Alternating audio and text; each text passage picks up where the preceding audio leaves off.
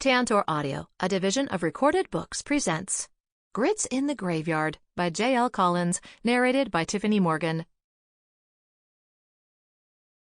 Chapter 1. What Happens in Vegas.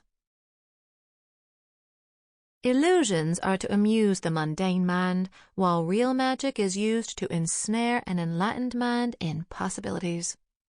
Or, at least that's the way Grandmother would explain it to me. In other, less haughtier words, magicians are just playing make-believe in a world full of the real stuff. And the old hag had a point. Magic acts were one of the top-selling shows in Vegas, aside from Brittany and Celine, of course, and I happened to have scored the best seat in the house at this show, my own. I stepped my high-heeled foot on stage, ready for the first show of the evening. Little did I know my timing couldn't have been any worse. Honestly, the night started like any other. My dressing room was practically sparkling clean thanks to my absolutely angelic assistant, Corinne. She knew about my need for organization and neatness in order to keep calm, and she saw to it that I got what I needed. The costumes were all hanging, freshly dry-cleaned on the clothes rack, with the various boots and heels all glittering from underneath. My notes and various pages of stage diagram and the like that inevitably ended up strewn all over the darn place were tucked neatly into folders she made for me. Bottles of my favorite brand of water were lined up against the lighted vanity. And not a single smudge on the mirror, mind you. Yes, she was my saving grace, but when I walked into my dressing room, her usual calm and collected demeanor was gone. Corinne was the flurry in my room this time, pacing back and forth, her eyes wide. I'd shut the door behind myself, frowning. "Corinne, darling, are you all right? You're looking a little flushed there." She shook her head, though it didn't seem such a conscious effort on her part. Birdie, we have a problem." I stopped dead in my tracks. "We do? Well now, I don't much like the sound of that." The honeyed drawl in my voice was strong whenever anxiety creeped into it. Old habits die hard, as they say. Corinne held up her phone, where a video of a familiar-looking news anchor with his hands nervously splayed out on the desk in front of him was going live. The headline emblazoned across the bottom of the screen had me blinking my false lashes so hard I was sure to need them reapplied. "Witches among us. Startling proof during press conference." Even though I was in my usual sneakers, I somehow managed to stumble as I took a step toward her. "What's this?" I whispered. I don't know, Birdie. There were some people who were giving a press conference somewhere in England, I think. They claimed to be part of some kind of organization." In my head, I silently pleaded with her not to say it. "Like an organization of witches. They had a name, but I forgot it. It sort of sounded medieval, like the Knights of the Round Table, the High Order of Magic. Oh, it was something like that anyway. They looked like normal people, but then they did something. Everyone at the press conference was shouting, some people crying even. The camera cut out for a moment, and then it was so strange. One of the men was levitating off the ground. There was nothing holding or pulling him up. Birdie, you have to believe me." The blood went cold in my veins. So the High Order had the brass ones to go public. Had I missed the memo? None of my connections had said anything about this happening. Yet here we were. The rest of the world now paused, collectively wondering what to do now. And I didn't want to know the answer one way or the other. It was my own experience that whenever you stood out for something you couldn't help, others were there on your tail, ready to bring you down into the shadows. I fixed my gaze on Corinne, who was clearly shaken up by this announcement. "Leave those folks to whatever they claim to be, and let's focus on what we can control. And that's our first show tonight, right, darling?" She nodded. "But what about you? Aren't you worried?" We both knew what she meant. She'd never come right out and said it, but I knew she was a smart girl. She'd figured out the truth not long after I started working my shows there at the MGM Grand. "I'll figure it out. No need to fret over me. I can handle myself." I flashed her my best smile, and she seemed to relax a little. "Now, would you help me pick which earrings to wear tonight? I'm thinking the diamonds. What do you think?"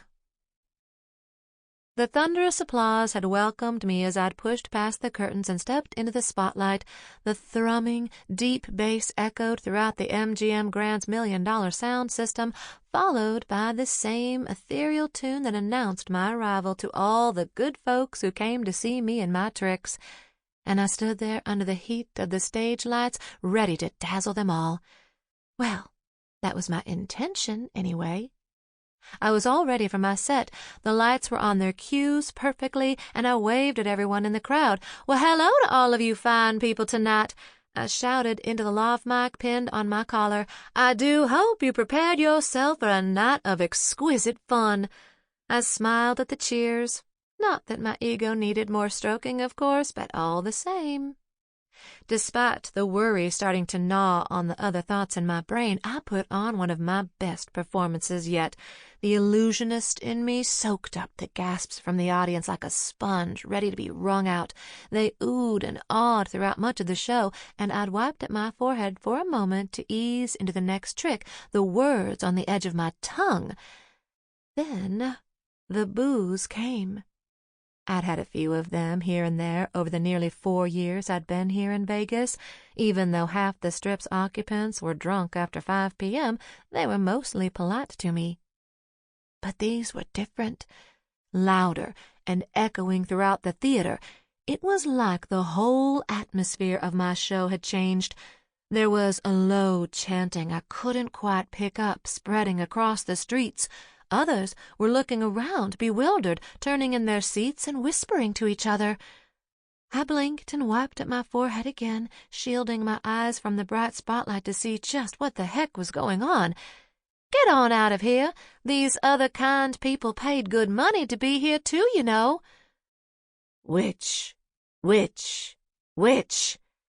My heart that had been racing was ready to jump out of my throat. Memories flooded past the gnawing worry. I screeched at them all, begging them to stop, and before I knew what I was doing, I had pushed past the side curtains, doing my very best not to get sick all over myself. They were Louis Vuitton boots, after all. I may not have been a rocket scientist, but I was particularly gifted in the knowledge of witch hunts, especially being a witch myself. With barely more than a suitcase packed, I had the key cards to my luxurious penthouse suite that had been my home for the past 2 years, and practically flung them at the concierge as I went careening around the corner of the lobby. "Miss Birdie, where are you going?" he'd shouted after me from the front desk. "When you've been around as long as I have, for 133 years, thank you kindly, you learn the way a proper Southern lady would handle such a nasty surprise as this. You learn to keep your wits about you, or you learn to play possum." I, on the other hand, had no choice but to go with the third option, running for the hills. Vegas illusionist Birdie loses her mind and her gig at the MGM Grand, where before you couldn't look in the general direction of the infamous hotel without seeing her name in lights somewhere, the woman who goes by simply Birdie has seemed to both fallen from grace and gone into hiding. Birdie Magnolia Magic, as the show was aptly named, was a magic show fit for a king, only performed by a true Southern belle. Her last season's shows all sold out 4 months in advance. There were even rumors swirling around of Birdie getting her own Netflix original series, beating out potential competition from the likes of Chris Angel and Michael Carbonaro for the spot. After the events of her last show on Saturday evening, everything has changed. Over 2,000 people with tickets for Birdie's showings on Saturday, September 29th, were issued refunds at the box office after the show was canceled. 5 people had to be escorted out by security during the first show for disrupting the act. These audience members began to disrupt her by loudly repeating a single word, "witch." One of these 5 people was ultimately arrested for public intoxication and resisting arrest. The self-proclaimed illusionist screamed and appeared unhinged, according to many witnesses, before she stormed off mid-show after the chanting. From there, the stagehands working that night claim Birdie tore through the offstage and screamed at others as she headed out of the theater and up to her penthouse. Her manager, Preston McDonald, has issued an apology on her behalf, asking that her fans give her time to decompress after a particularly grueling tour. When asked if the rumors of Birdie leaving town were true, Mr. McDonald fumbled for an answer before declining to comment after all. We have to wonder, has Birdie lost her momentum after just hitting her stride? And where has she run off to? October 1st, 2019, thedailygossip.com. Chapter 2. Gone Rogue. Oh, around. I fished the lipstick from my purse, applying it with a steady hand in the car visor's mirror. You can't go wrong with a color named Belle of the Ball. Preston sighed. You just can't go off the grid like this, not without telling me, anyway. How am I supposed to get a hold of you? Carrier pigeon? I rolled my eyes and slapped the visor shut. I am allowed to go off on my own accord, you know. We may have a contract, but you can't chain me to a tree somewhere until this whole thing dies down, as you put it. Through the dusty windshield, I could just make out the sign up ahead. Welcome to Mississippi, birthplace of America's music. I grit my teeth, forcing myself to relax as I pushed against the gas pedal. Once upon a time, I told myself I'd never see this sign again. Birdie, are you even listening to me? I have the board of directors at the MGM in my ear, demanding to know where their star has run off to. They're livid as hell. I've got thousands of ticket sales being yanked out of our very pockets. What am I supposed to tell everyone? You've gone rogue? You can't back out like this. As you mentioned, you do have a contractual obligation to fill, and Birdie, I will say that as your manager, I think it's best that... His voice went silent as I tapped the little red button on my phone and tossed the darn thing into the passenger seat. Preston hadn't always been such a sniveling excuse for a man. Kowtowing with all of Las Vegas's finest was something he'd only just caught up to ever since we booked our tour at the MGM Grand. When I was just another magician trying to pay her bills, he was just as sweet as cherry pie. It was sad, really. Not that I had any room to talk. Me harping on poor Preston wasn't much different than a pot calling the kettle black. It wasn't just the fame that got to my head. It was Vegas and all her glory. I was able to keep a certain mystique about myself, considering no one ever saw me outside the shows. Celebrities, politicians, journalists, they all wanted to meet me in person from time to time to find out who was behind the young and beautiful mask with the magic tricks. If they only knew. There was nothing young about me at this point. Maybe my spirit, though even that was taking a good tarnishing from time to time. I only just noticed that the fine lines in my hands were starting to really bug me. I glanced down at them on the steering wheel. I used to tell myself that I would find ways to cover up my age, that I'd do whatever it took. I'd seen Grandmother and the severity of time in her face and skin. It used to be that I wanted to avoid it all, to blend in with the younger, beautiful people. But Vegas had shown me that it was all just a mask. So I made my own mask, a potion recipe I'd found in an underground witch market, and wore it every night as I performed my shows. It was still me, still my face even, just a younger me, the version of myself that was around in, let's say 1910. I was only 24 back when I was out on my own without my family, thankfully, and I was known by my full given name. Nella, Mississippi was the furthest thing from Miss Birdie Hyacinth Devaine's mind back then. I checked the clock on the dash. If I hurried, I'd be in Nella just in time for lunch. With the Beatles' White Album on full melodious blast, I pulled up to my next destination after popping into a diner on the outskirts of town. Finishing off the last bits of my fried green tomatoes in the greasy paper bag, I smiled. If I knew Preston, my bank account would be frozen if he didn't hear from me in the next 24 hours, which meant I only had one day to get this done. Lady Luck be on my side, old girl, I muttered as I slid out of the car. My first impression of the office was that it was made to be modern with clean lines and subtle accent colors. Boring, really. "Hello, ma'am. Do you have an appointment?" the short woman behind the tidy front desk asked, putting on a polite smile that just barely reached her eyes. "Oh, not quite. Will that be okay?" "Absolutely. Are you selling or buying?" "Buying, it looks like, and hoping to do it quickly to boot." She nodded. "Of course. If you'll take a seat, I'll have one of our realtors come out to meet you. And what was your name?" For a moment, I imagined myself giving her some nom de plume, but I rattled ahead without giving it another thought. "Birdie Devaine." "Someone will be right with you, Miss Devaine," she said before turning on her heel. Truth be told, I had no idea what the heck I was doing here. My mind was racing as I called upon a reasonable answer. Nope, there was none. My eyes flickered toward the door. This is a dumber-than-dirt idea. Maybe I still have time to figure out something else. "Miss Devaine?" I snapped to, blinking up at the young man standing there with his hand all ready to shake mine. "Yes," I said, giving him a firm shake. I've been around enough to know how men tend to treat women on their own in need of some kind of service not completely understood. He gave me a smile that could have sold teeth whitener by the truckload.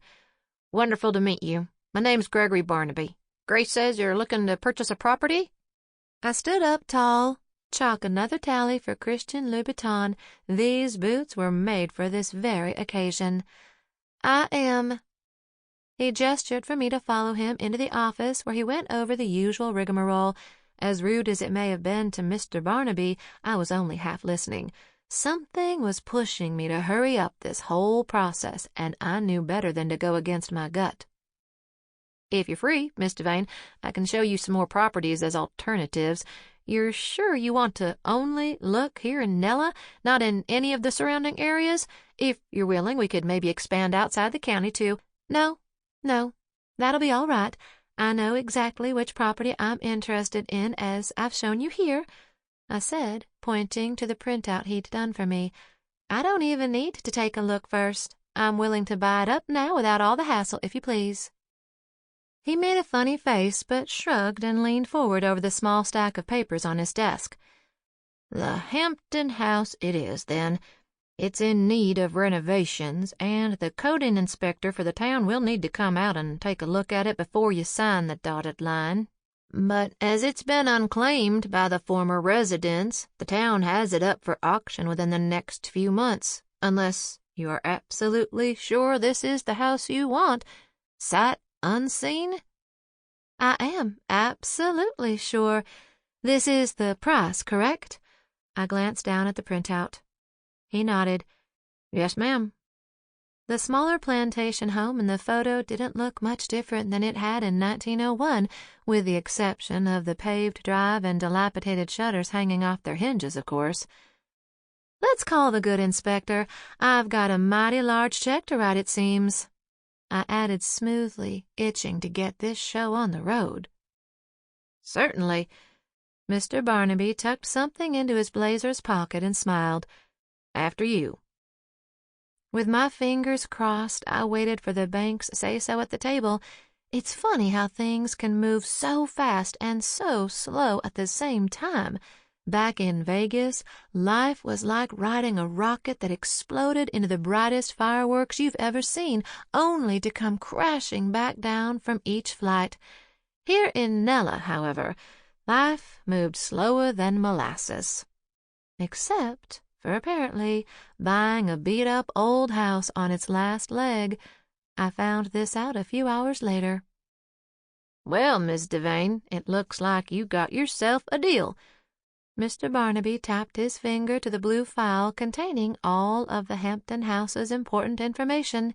With flourish, he presented the house keys to me. Anxious excitement zipped up my spine as I took them, and the reality of the situation was still not registering.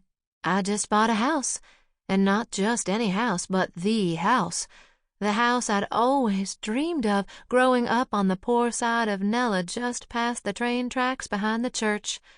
It would need work, the kind of work I couldn't use magic for, the nitty-gritty, dirt under your fingernails type of work. I couldn't remember the last time I'd done anything like that, not with the conveniences of modernity, anywho. Slipping back into my car, I stared at the time, lost in thought. All I need now is to scoot the rest of my funds to a different account, make sure that sucker doesn't drain me dry so I can afford the materials and maybe even some food for myself. A plan was forming in my head, one that didn't involve magic for the first time in a rather long time. Chapter 3. Sight Unseen. I lied. This was most definitely going to involve magic, oodles of it quite possibly. Oh, my word, Birdie, what have you gotten yourself into? I whispered to myself, standing at the edge of Hampton House's shadow. It stretched toward me bit by bit until the toes of my shoes were swallowed up by it. The house had been standing at 32 Witch Hazel Lane since before I was born, built by Rudolph Hampton in the 1870s, if memory served me. The Hampton family was one of the wealthier families when I was growing up. Rudolph made his money from the sole textile mill in Mississippi at the time. And, with the coming of industry to the South, ever so slowly, the Hamptons had really racked up the dough by the time I'd left at 15. It was one of those beautiful houses that spoke of the future at the time. By today's standards, of course, it was an architectural relic, a Queen Anne build with a mix of steeped and gabled roofs and its 3-story bay window that was topped off by a turret. It was definitely out of place with the newer build around it. I glanced around the neighborhood, too, to see how it had changed, but my eyes were immediately drawn back to the house. Yes, it was an old, forlorn-looking thing to be sure, but its gables, the Gothic Revival-styled shutters, the spire on the towered bay window, and the wrap-around veranda with the beautiful lattice were straight out of my childhood dreams. I lost count of how many times I'd find myself taking a short detour on the way back home from running errands for grandmother, just to stop and stare at the massive home looming over the rest of the street. The fact was, there wasn't a house in Nella that held a candle to the Hampton house. Of course, that was a very long time ago. Now the house didn't look so much like a blessing as it did a cursed thing, haunting the shadows of the overgrown patch of land it occupied. I frowned as I took in the weeds choking out old flower beds around the gazebo. Landscaping wasn't really my forte. Sure, I'd done plenty of weeding, and having to learn botany and herbalism was just part of everyday life growing up as a witch. But when was the last time I actually had to get my hands dirty? It shamed me to think that I couldn't really remember. Whew, boy, this is going to be one bumpy ride.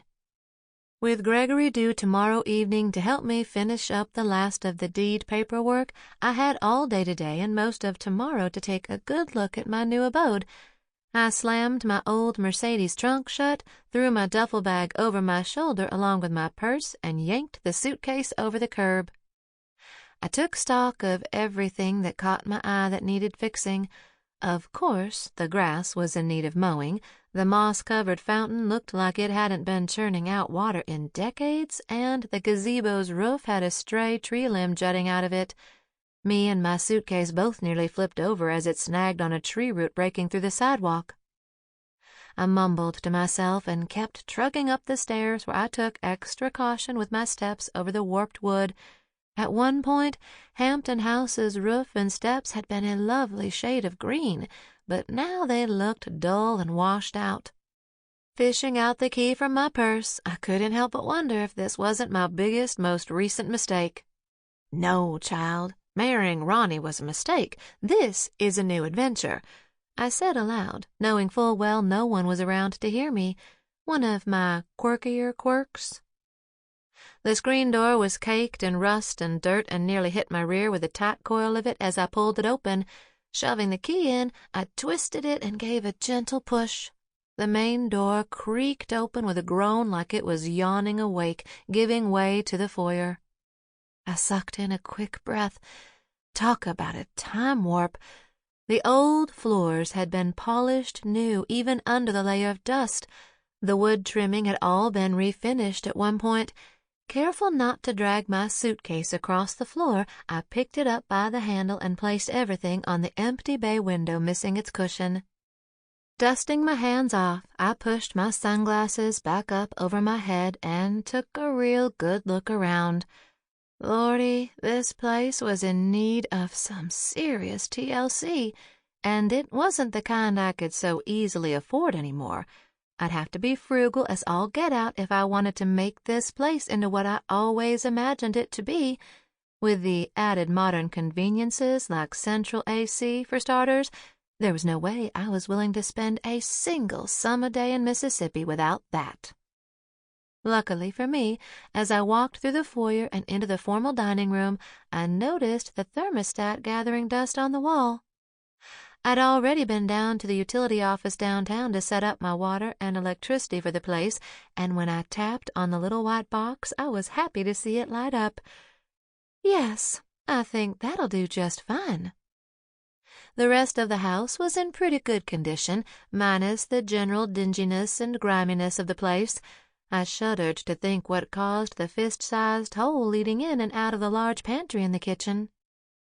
I ran my hand along the staircase's railing as I went up. I'm going to have to check out the previous occupant sometime. For a place that's in such disrepair outside, the inside isn't so bad. Upstairs was much the same. 5 bedrooms, 2 of them smaller and set off to the back of the house, probably for servants if memory served. There were a few ragged shears hanging in the windows here and there, and the rest of the place was bare bones empty. I could live with that. It was definitely going to take some doing, but as I hoisted the windows in the master bedroom open, I felt like maybe I could do it after all. My phone buzzed in my hand while I was working on my to-do list, jingling with an old Charleston ragtime cover. Preston's name covered my screen, and I rolled my eyes as I dismissed the call and got right back to it. I'd have to put that man out of my head for a little while if I was going to get some work done around here. If I was going to answer the phone for anyone, it would be my sweet Corinne. I tapped my finger against my chin, looking around the kitchen. They may have kept up the maintenance on this place, but surely they could have done with a newer oven. I swear I saw this very same model in an old Sears catalog in 1974. I leaned against the Formica countertop, drumming my unkempt nails along it. In my head, I pictured a farmhouse-style kitchen, complete with an old copper deep basin sink. The small sink we had in our old run-down place over the tracks had a chipped porcelain sink to go with the chipped porcelain tub and the chipped tiles under our feet. I would make this place better than all that. Fresh linens in the sitting room, maybe turn that hole in the roof above the staircase into a skylight. Something pulled me out of my thoughts, and I looked down the hallway to where I'd just shut the door to the servants' back stairway. There was a heavy scratching coming from the other side of the door, pushing it hard against the lock. I jumped back, my eyes wide. What in the name of Dixie was that?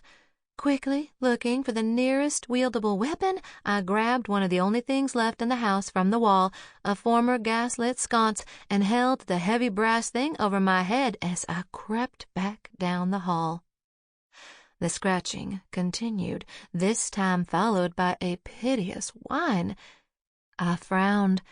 That didn't sound like a person at all. In fact, it sounded like... The door burst open all at once, sending splintered wood and the remnants of the door's locks scattered across the kitchen and sending me tumbling backwards flat against the closet under the stairs. A huge gray dog charged into the kitchen, its claws in desperate need of clipping as it slid across the floor and sounded like it slammed into the bottom cabinets. I immediately threw up the best version of a protective wall I could, enchanting the hallway to look like a bare wall so the dog wouldn't. Sample complete. Ready to continue?